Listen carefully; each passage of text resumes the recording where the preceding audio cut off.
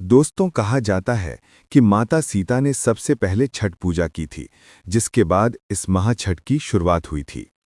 छठ को बिहार का महापर्व माना जाता है। ये पर्व बिहार के साथ साथ अन्य देश के अन्य राज्यों में भी धूमधाम से मनाया जाता है।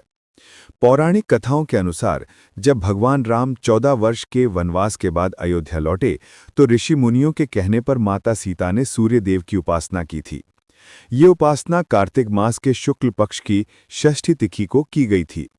कहा जाता है कि वनवास के दौरान माता सीता ने अनेक कष्ट सहे थे और अयोध्या लौटने के बाद वो अपने पति भगवान राम के स्वस्थ और दीर्घायु जीवन की कामना कर रही थीं। इसी मनोकामना के साथ उन्होंने सूर्य देव की आराधना शुरू की।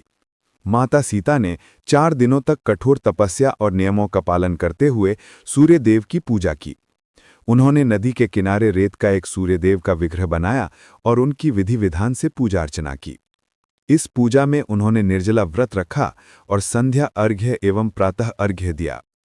माना जाता है कि माता सीता की इस कठिन तपस्या और सूर्यदेव के प्रति उनकी अटूट श्रद्धा से प्रसन्न होकर सूर्यदेव ने उन्हें आशीर्वाद दिया। इसी घटना के बाद से छठ पूजा की परंपरा की शुरुआत मानी जाती है। आज भी छठ पूजा में सूर्यदेव और छठी मैया की उपासना की जाती है।